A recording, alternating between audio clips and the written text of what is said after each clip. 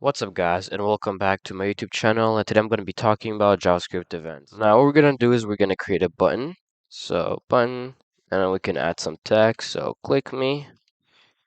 And then we should add a class or an ID, and I'm going to just set this to button, or you can set this to whatever you want, but you have to remember it because we're going to select it here. So let's create a variable, and it's going to be our button. So button el, that's going to be equal to document dot query selector, and then we're gonna find it. So button, and now what we're gonna do is we're gonna get our button here, and then we're gonna add an event listener. And to do that, what we're gonna do is add a period and then write add event listener like this. And as you can see, we get a lot of stuff here, but it doesn't really matter. We can just add brackets here. And so in these brackets, we're going to add two values. And then the first value is going to be the type of event listener or the type of event. So we're going to write just onClick. And so the second value here is going to be the function. So we can just create a function here like this. So function. And then we're going to add the brackets here. So what's happening here is we're getting our button here. So the button element, we're adding an event listener, and the event is going to be click. So when we click it, we're going to call this function, and this function is called an anonymous function because we're creating it here. But if you want to, you can create a function here. So we can do function on click, and so we can just write this function here or call our function here like this. So on click, and this works too. But I'm just gonna get this back to what it was. But now what we can do is we can just log out something like click to see if it works. And what we're gonna do now is we're gonna open this with live server and see if it works. So when we click it, you can see that nothing happens. And let's actually see if we get any errors. And over here, you can see that it says cannot read properties of null and then reading add event listener. And so what this means is that our event listener can't find our element, and that's because, as you can see here, our script loads before our element here, so it can't find it. And the solution for that is to put our script at the very bottom of our body, so our element here loads before our script. And so when we go back and reload, you can see that we have no errors, and then when we click it, you can see that we get our log here. And I'm going to show you another way you can do this. So we can just copy this right here and then paste it here. And we can also delete our variable here because we're not using it.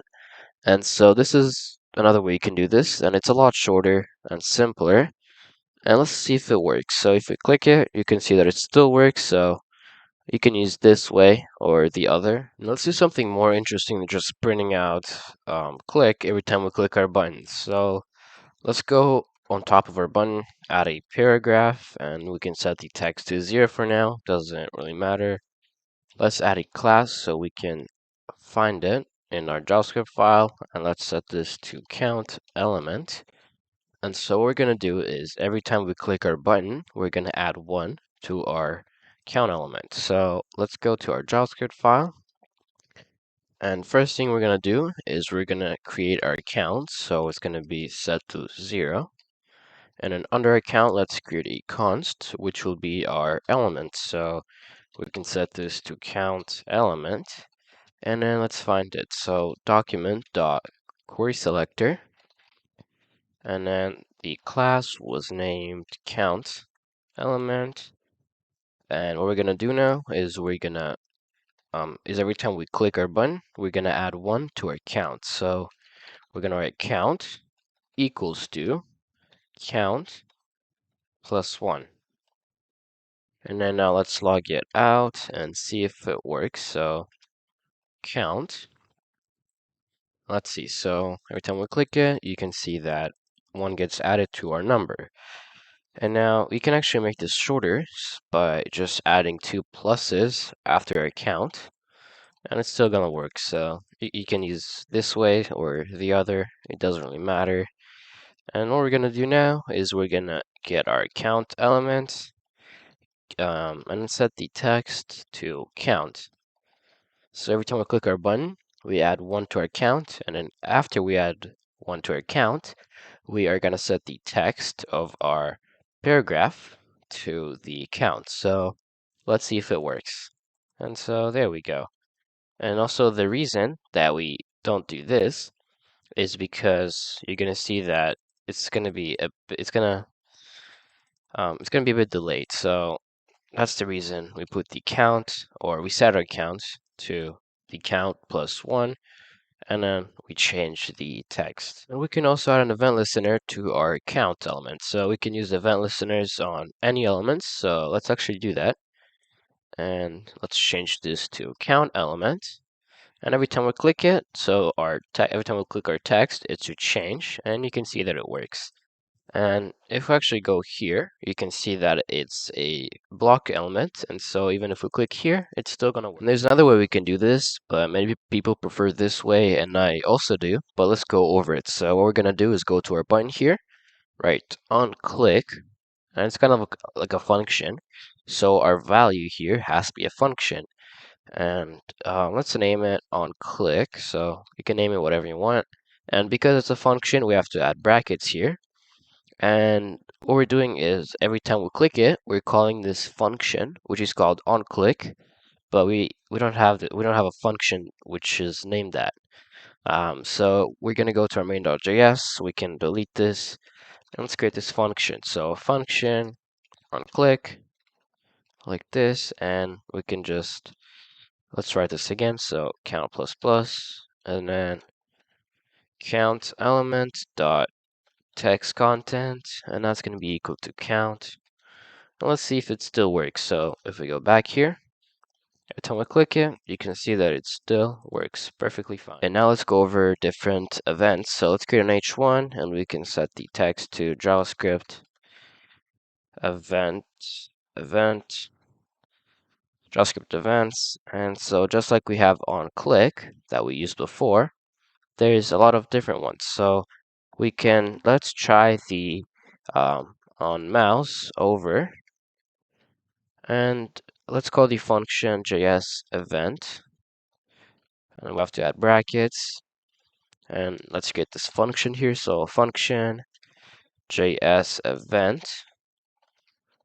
and now we can just log out event to see that it works. So every time we hover, we should get this event. So you can see that even when I hover here, we still get it because the display property for H1s is going to be blocked. So the next event I'm going to be going over is on mouse out. There we go.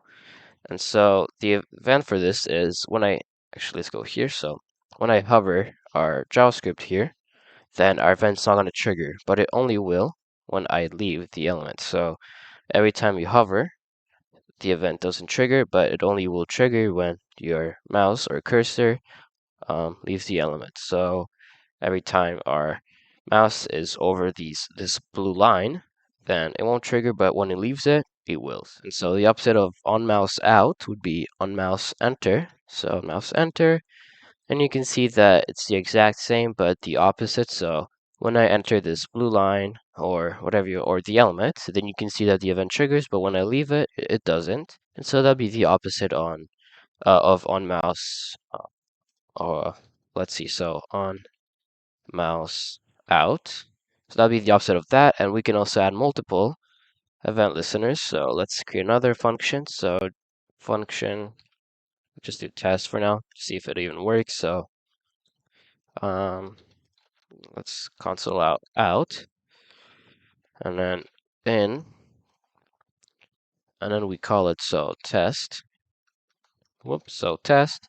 Let's see if it works. So if we go in, you can see that it prints out in, and out, it prints out. For the last one I'm going to be going over, we need to create an input, and then it's going to be called onchange, and then we just set this to JS event like this, and then let's take a look. So every time I write something and then hit enter, you can see that our function or our event triggers. And if I press enter again, then nothing happens, and that's because, well, our text here didn't change or the value. So every time, so let's say I added a here and pressed enter again, then you can see that it triggered again. And so this is gonna be for this video. So if you guys have any questions, then leave a comment down below. Like this video if you liked this, sub to the channel for more content like this, and see you in the next video.